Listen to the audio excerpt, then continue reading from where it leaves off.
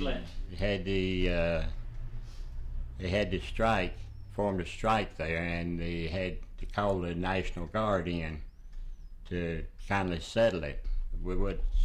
Didn't let anyone work then, but while they was getting the National Guard in and all, well, they had a man from a National Guard stabbed one of the men that was there. I believe it was Mr. Riley.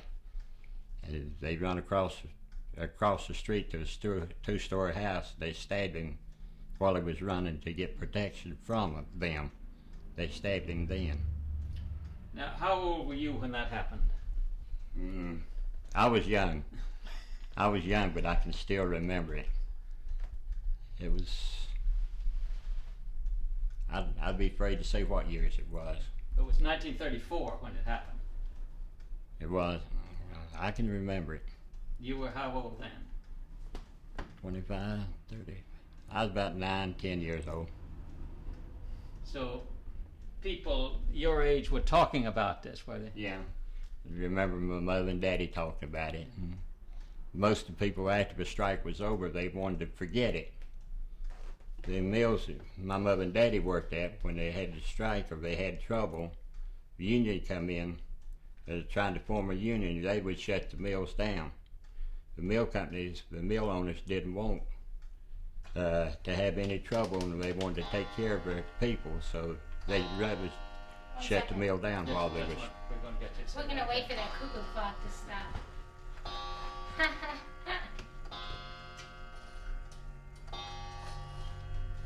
It's such a pretty clock, too. Jimmy, do you want to come on this one? Yeah, I'm just trying to bridge where I'm not too tight. Just make sure I don't hit anything on the table behind me. It's an old coffee clock. Yes. I see a lot of Hummels in this house. Mm-hmm. Okay, when you folks are ready. Okay, could you tell me about that again? What about the strike? Yeah. Well, was forming a union. They decided to strike. And they was shutting the mill down, and when they brought the National Guard in, they had trouble there. And one of the men wanted to go on in the mill to work, and they wouldn't let him, so he ran across the street, and one of the guards stabbed him. Why did you think they brought in the guards?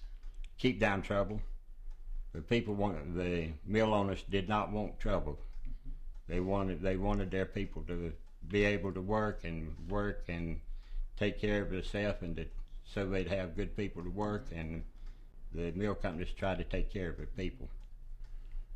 And after that, what kind of feeling was there in the community about unions? Well, they've never had the union in any of the mills for a long time. Not many of them this day and time have unions in them.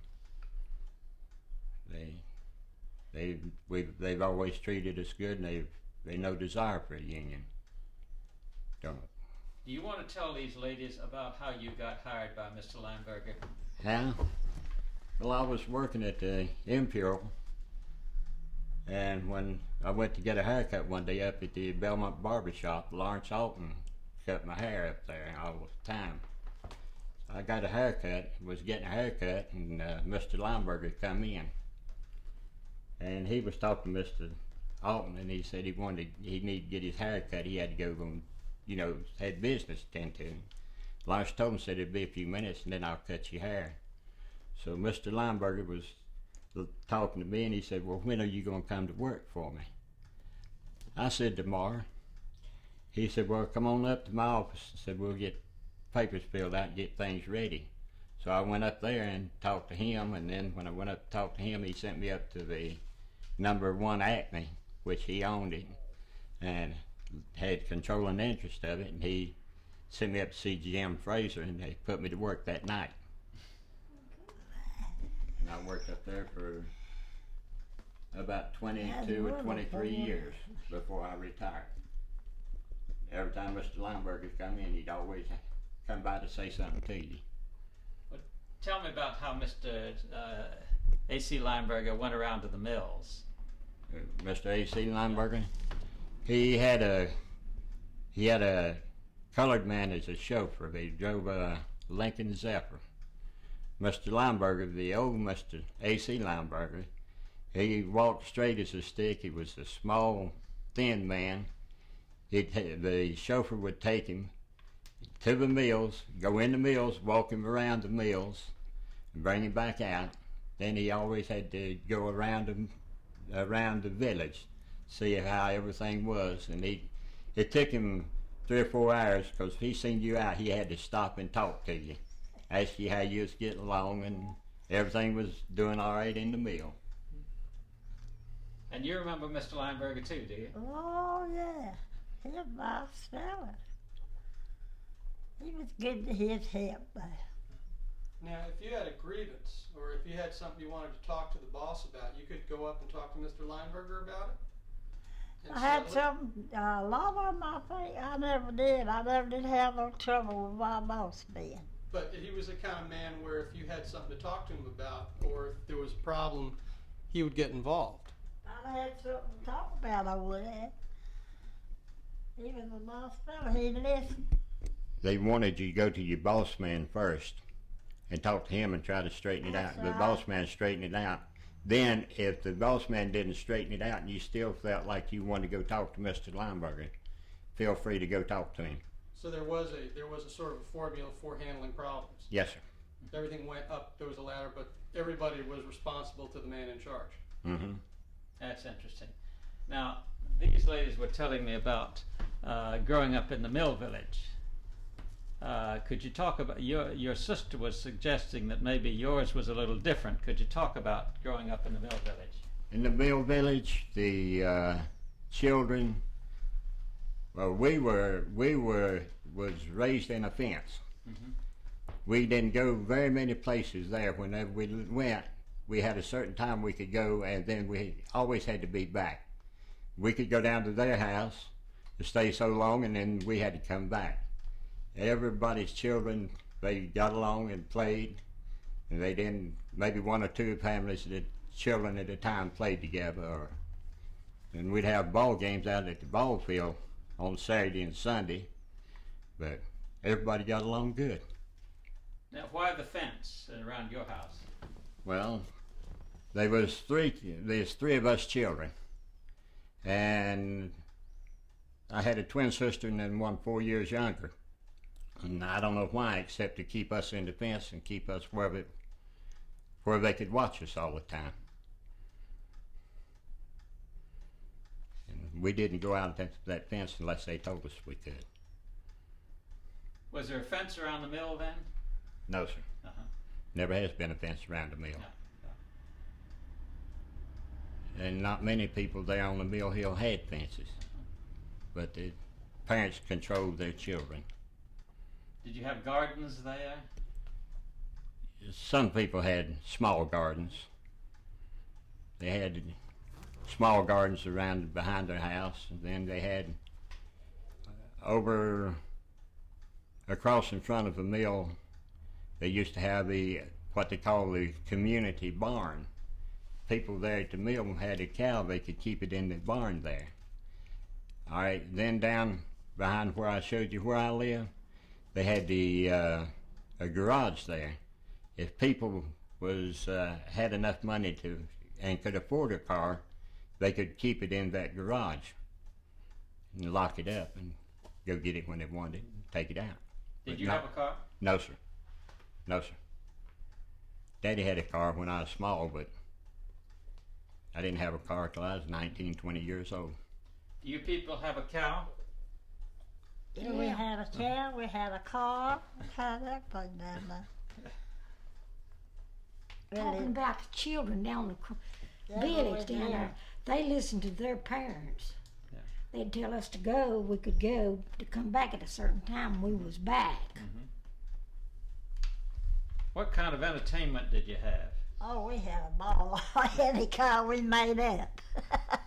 We played ball and We played baseball, Basketball. softball, And all children played Ball. together down there. played mumble the peg, and peggy, pitched horseshoes. pitch horseshoes, Fire.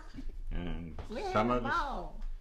just different things that didn't have many play toys to play with, but we could found something to play We with. didn't have no Isle of Time, did we? No. Do you remember the first time you got a radio? Oh, yeah, I do. Let's see. First time I ever heard the radio. My brother, my oldest brother, he went to Charlotte one Saturday. He got one. Bring it back. Oh, we thought we had it. Oh, we fit sure enough. And we really played that thing, too. Do you remember hearing Roosevelt on the radio? Oh, yeah. I remember hearing him, too. We used to hear any kind of a speaker to come on. My brother, he liked to hear, you know, people that's going to make important speeches, any kind. He'd want to hear. Well, he'd make us get quiet and we'd listen. Well, not every one of us down there heard Roosevelt when he said the war was over. Oh, yeah. Everybody had their radio on in the village down there. That was one happy time. We had an old, had a Philco radio. And on the Saturday nights, the Uncle Dave Macon and his crowd would come in, country music and all. The children would all gang up. So-and-so's houses that had radios, and you sat in the floor, and you didn't speak a word or say anything. You sat there and listened to that. That was good entertainment to you. You had to be quiet. Oh, that's great. You know, this that is funny to think about back then. But you know, kids' mind, they wouldn't like doing now. Also, when President Roosevelt passed away, they brought him through here on a special train. His body was on a flat car, had the flag and all over it, and had guards stationed on that flat car. And they slowed down through all the towns coming from, I believe it was Georgia, wasn't it? Warm Springs. Warm Springs. At the towns and all the cities, they'd slow down so that they'd call ahead and let people know what time they're coming through, and everybody ganged up to see. They thought that was something to see the president coming through on a flat car that was passed away. I was in Germany when that happened, Were you? Oh, and I remember what a shock it was to us when we thought, oh my goodness, Roosevelt's gone, and we've got Truman. And we didn't know what a fine president he was going to make. We doubted at the time when President Truman went in, we doubted if he could fulfill President Roosevelt's shoes and carry on. We thought maybe there'd be another depression or something else, but there wasn't. During the Depression, you had a lot of short time, didn't you? yeah. Sure did. Yeah, but it didn't bother us too much. See, we had a brother work with the railroad, and That didn't hurt he us. kept us I see. going. Yeah. But now I know my mother helped a lot of people that would have Yeah, really yeah. went hungry if.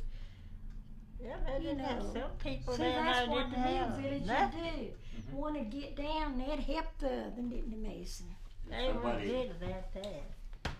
I can remember back when I was a kid, if somebody passed away that lived on the hill, everybody would go sit up at the house and they would bring food in, and there was a lot of help to people when things like that Sure happened. did.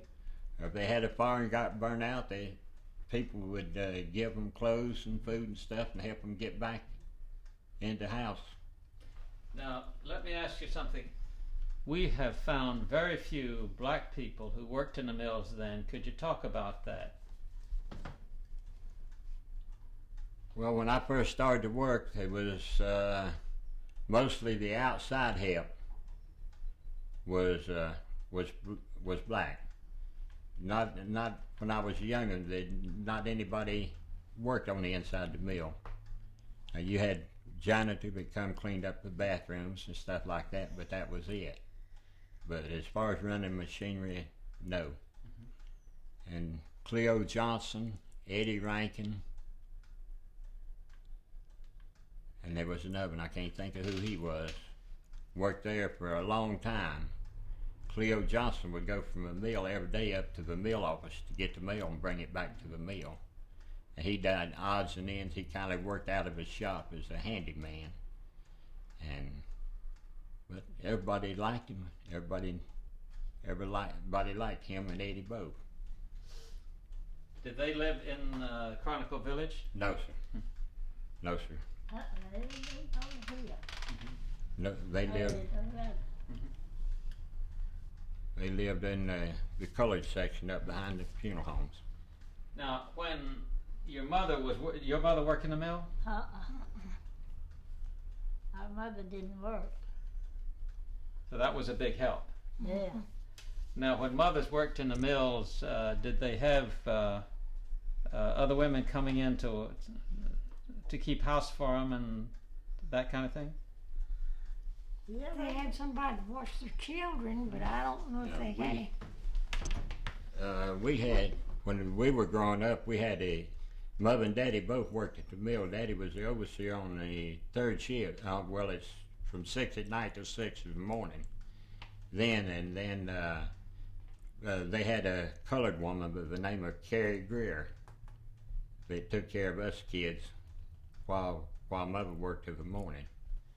And she'd come in early in the morning and stay till Mother got off from work, and she'd clean the house up and cook dinner and looked after us kids. And she, when school, in the summertime, and then in the morning when school was going on, she'd come stay a while, and then she'd go back, and then she'd come, if Mother had something else to do or somewhere to go, to the store and stuff, well, Carrie would stay while Mother went.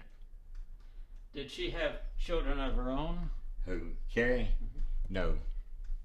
No, she didn't have any children. She had been married once, but her husband died, and then she lived with her sister. And she wanted to make her a little bit of money too, so she took care of us kids. Do you have any idea what she got paid? I don't have any idea. It couldn't have been too much because the people that worked in the mill didn't make too much money there, but I don't know what it was. Did you ever know any young colored children? George, you should ask your Yeah, question. I knew. We're just waiting till that truck passes. George, ask your question again. Yeah. Ask your question again. Okay. Did you ever know any young black children? I knew very few at that time. The only ones I knew was around where Carrie lived. And her sister's children, we knew them, and that was about it at that time. But you seem to know her pretty well. Oh, yeah. Yeah. Yeah, we knew her because she came to the house and took care of us, and then every once in a while she'd take us up to their house and stay 2 or 3 hours up there, and then she'd bring us back home. Now, you went to church, I believe, with the Linebergers. Could you explain how that happened? Well, the Linebergers they used to go to Mount Holly to the Lutheran church, and then they'd come to here. And most of them come to Holy Comfort Lutheran Church. And they'd always come in. I don't remember where some of them come to Sunday school, but not all of them. The older people would come in for preaching, and when they come in, they always come in and sit down on the seat in the pews, and then stay for church. And then after church was over, they'd stand out there and talk to anybody that wanted to talk to them, or if you wanted to talk to them, you could talk to them, or they would talk to you. Well, now, that was unusual to have a Lutheran church in the Mill Village. It wasn't exactly it wasn't in the Mill Village. It was right on I see. right across here. Where did most of the mill people go to church? Well, some of us different denominations. They I'm weren't a Methodist and she's a Lutheran. We went to different churches. No, I see. most of them I think went to. Baptist. They went to East Belmont Baptist, Park Street Methodist, That's right. and the Lutheran, and maybe a few of them went to First Presbyterian, which was up on the corner. But the mill didn't have anything to do with those churches. Oh, No, no, no, we no, didn't no. have anything to do Yeah, with that. yeah. The superintendent of the mill, Mr. Maynard, he went to Park Street Methodist Church. A lot of the people went up there, and a few of them went to the Lutheran, East Belmont Baptist. Go where you wanted to. They didn't require you to go to one church. They wanted you to go to church, but they didn't require you to go to any certain church. George, I have some names. When you're ready, Jen. Thanks.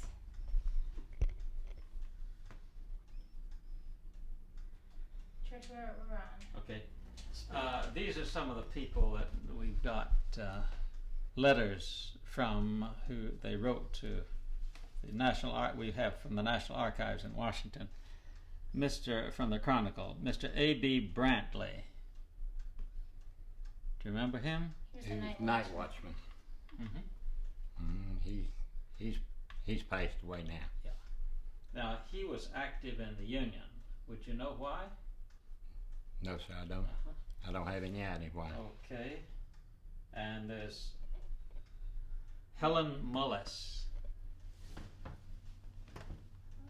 Helen Mullis, I believe, was the secretary at the mill, up the mill office. Did you know Helen Mullis? I lived at the The big mill office up on the corner of East Catawba Street, big white building. And I believe she was the secretary that worked under there for the mill company, or one of the secretaries. That was later, wasn't it? Well, it's interesting that in 1934, she was the secretary of the Union Local. I don't know anything. I don't remember that. Ernest Flowers. I knowed him when I seen him, and that was all. He after the strike, it seems like he was asked to be evicted from his. He was asked to leave his house by the mill company. Well, now it might be, but that wasn't. He didn't live at the Chronicle, did he? He lived at the National. He lived at the National. Now, do you remember any people having to leave the mill houses? Not on account of striking, no. What would happen if what would happen that caused them to have to leave the mill houses? Well, you had to work in the mill to hold the house. You worked in the mill. If you worked in the mill and they had a house open, they would let you rent the house. But you whenever you quit working there and your family quit working there, you had to move. Yeah, that's what it was. I think back to start with, it was, what was it, 20 cents a room? It wasn't much. It wasn't much. I believe it was 20 or 25 cents a room. Yeah, just a little bit. When they put power in, the mill company, you didn't pay for your power there to start with, and later on they put meters on the houses, and then the master mechanic would come around and read your meters, and then they would take your electric bills out of your paycheck. I remember that too. Ma'am? I remember that too. Yeah. Did you trade at the mill store? Oh, really? Well, you could trade, but you could buy your groceries in where you wanted to. Now, there were a lot of people, I think, did, and I couldn't say that for the truth, but, you know, there's a lot of people told me they did. We didn't. They had the store was Stowe Mercantile. Yeah. They had the ladies' clothes, men's clothes, work clothes, dress clothes, and all that if you could afford them. They also had a grocery store. Some of the people that wanted to or needed to, they could go up there and buy their groceries up there or buy their clothes there, and then they would take so much money out of their check, every paycheck, till they got it paid for. Mr. Earl Horsley and Graham Dixon was the ones that I remember that worked there, and Raymond Garrison. Do you remember any difference, talk of the difference between the prices in one store or another? No. is all about pretty well the same. Back in the younger, Yeah. It's interesting going back in history. The Stows were merchants first, and then they built the cotton mill. But they were starting as merchants, as your book told you. Yeah. and also one of the men, Mr. Pewitt, was brought in here. He worked at this store. It used to be, see, Belmont was called Garibaldi to start with. And that's when they had this store up there, the Stowe Brothers store. And then people went up there and bought the groceries if they wanted to. They could go to any store they wanted to and buy groceries. But they could charge them there and they'd take them out of your check. Well, then Mr. Pewitt, they decided to open the Bank of Belmont, and the Stows, the Lineburgers, the Halls, and Dixons, I believe, was the ones finally ended up opening the bank. And if you had any money left, you could go up and put it in the bank and save you a little bit. If you needed some money, you go up and talk to the banker, which was Mr. Pewitt, and if he see fit, he'd let you have a little bit of money. If he didn't see fit, he wouldn't. But they had to know you pretty well before you got it. So more often than not, he didn't see fit. No, and a lot of times if he didn't see fit, he would bring it up before the Stows and the Lineburgers, and if he had a doubt or a question, he'd bring it up to them, and they would get together on it before he'd let you have money. Okay, I think we've got. Can we just ask one thing? Yeah, my question just right now, and based on that, was so you might get a tap on the shoulder from an overseer saying, you know, is there something wrong, or what's the reason why you might need some extra money? You know, if the bank Stowe talked to the bank, and everybody was talking to each other about the money that you wanted to borrow, it seems like everybody knows about the money you want to borrow but you. No, it was confidential. The banker and the Stows and the Lineburgers was the only ones that knew about it. The heads there at the bank. Judy? Yeah, it's just, you know, we've been traveling all over the South, you know, trying to, we've been getting the history of the Cotton Mill Village and the workers and what your life was like.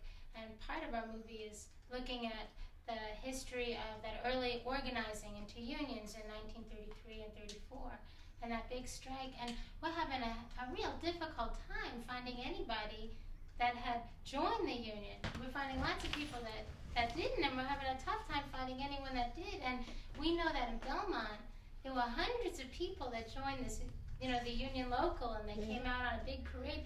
Where do you think they all are? Most of them at this time are dead. Yeah, that's the truth. Most of them. Up the road here is dead. We didn't need to strike at the mill, at the Chronicle Mill.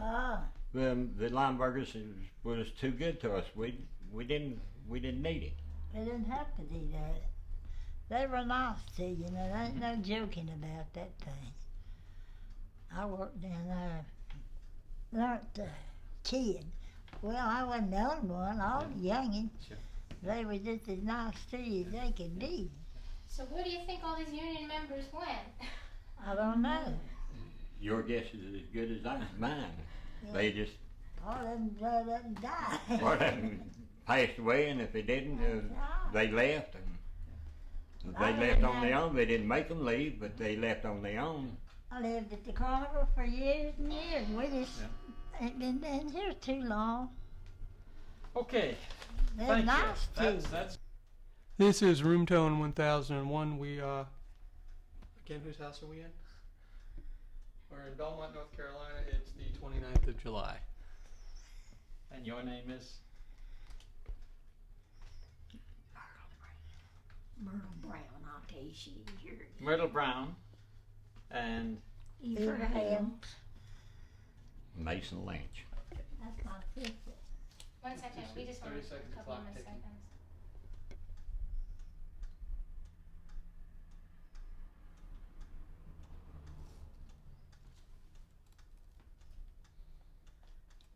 They're good to you that way. Mm-hmm. Leave Okay, you now alone. we had that on in the beginning. was that yes?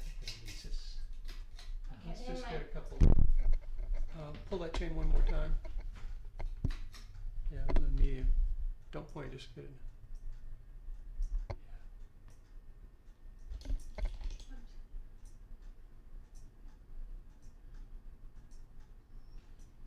Okay.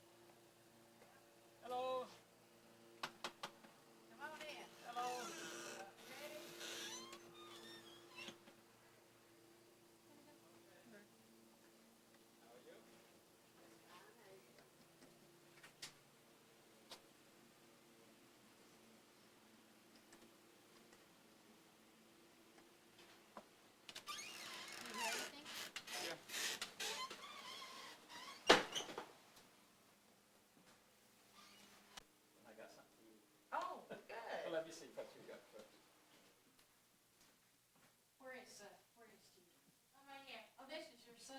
Yeah. Hi.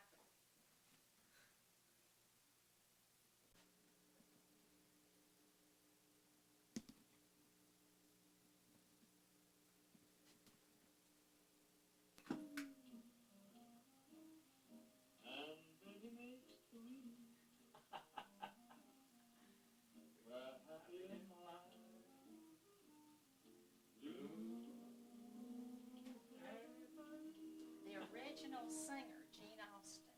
Now listen to the next one.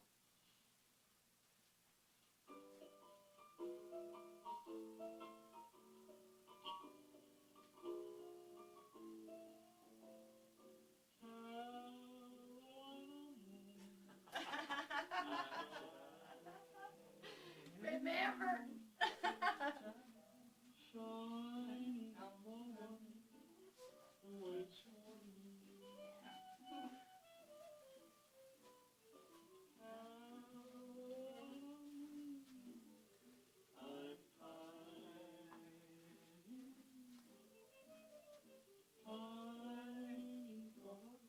Isn't that beautiful?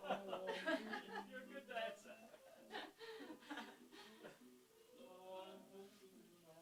But that's the original from back in the 30s. And I've got another one by Edgar Bergen and Polly, you know. And I just got those speakers to working last night and drug those out of the closet. But Clinty gave me those when I was taking chemo.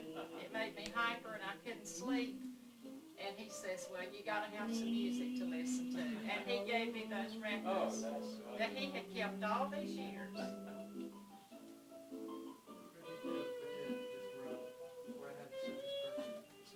Been a long time since you heard that. Yes. Just trying to think. Libby Holman sang that song, didn't she? I don't know, but this is the old Yeah. the old record by Gene Austin. Let me get the cover to it. It's got all these. Remember that music maestro? Got to be with you for just 1 hour. Yes, I know all of that. Yeah. And this is the one by Polly and her mom. Don't know that one. Oh, you'll know it when you hear it. Oh, this is great.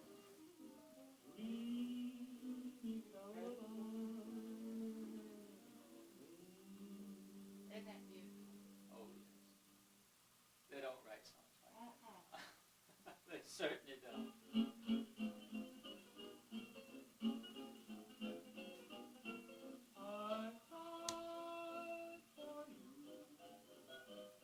Now it's your turn to cry over me. Every road has a turning. I don't remember the words. That's one thing you're learning. I cry for you. What a fool I used to be. Now You know, we had an old graphophone to start with that you had to wind up, you know. And because my mother played the piano and the organ, everybody would come to our house and bring their instruments, you know. And then a family that lived across the street from us, they had a real record player, you know, the electric kind. And Red Sails in the Sunset, they had that record. And, you need this down some.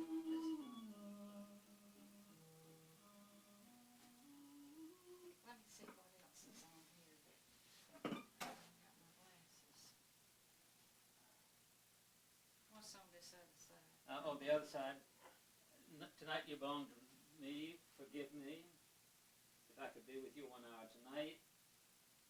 If I had my way. Yeah, you remember that. Yeah, oh, sure, yeah. And China Boy. Uh-huh. And I'm in a mellow mood. Yeah. Sure, oh yes. Mm-hmm.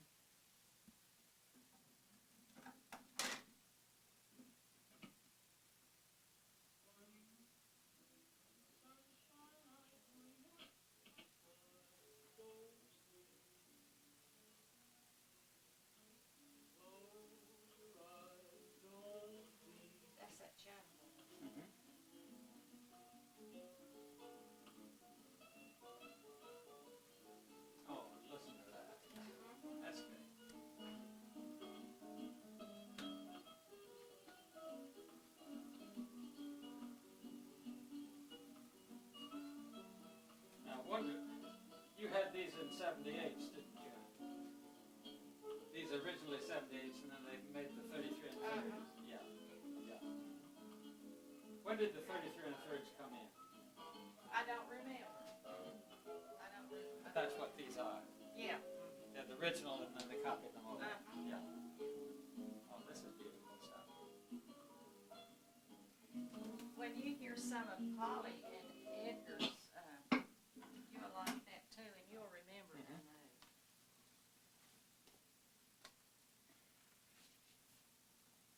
And you played the piano? Yeah, my mother did. Uh-huh. She played by ear, and that's how I played by ear a little bit. Not very well, not anything like she did. She could play dark. How many people in the village had pianos?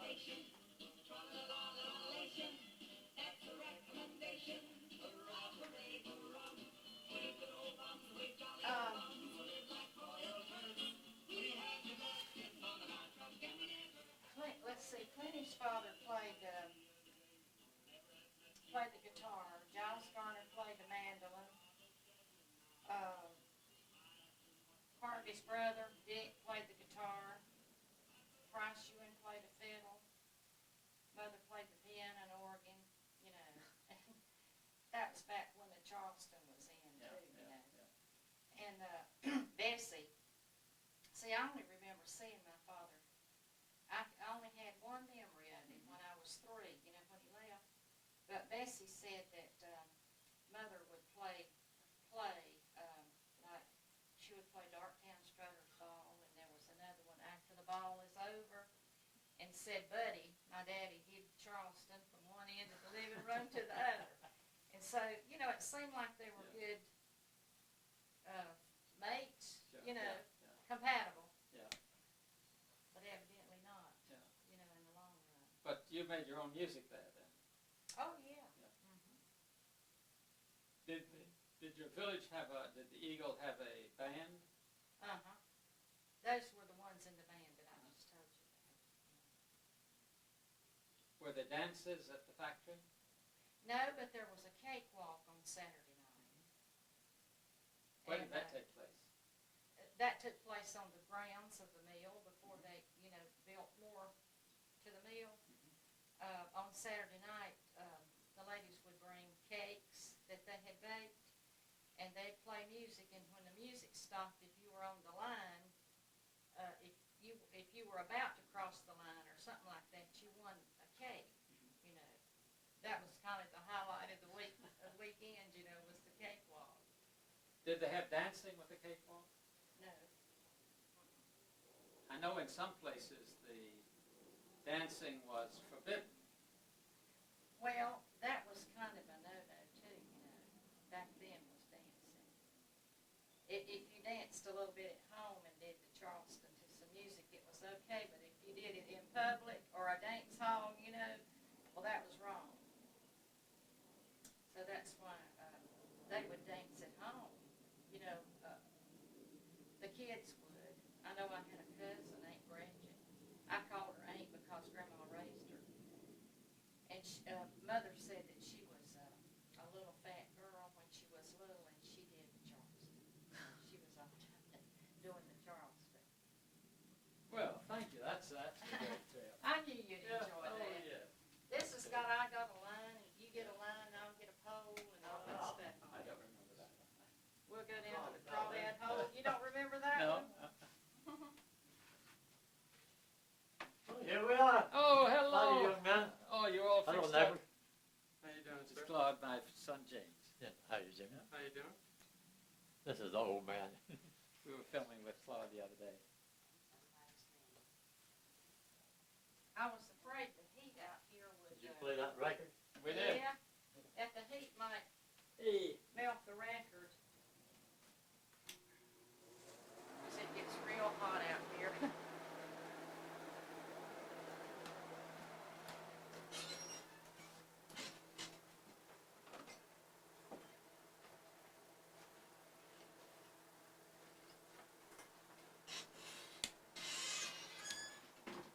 Did y'all meet Pauline? No, we It didn't. stays with Claude. This is Mr. Stoney Pauline. Hello.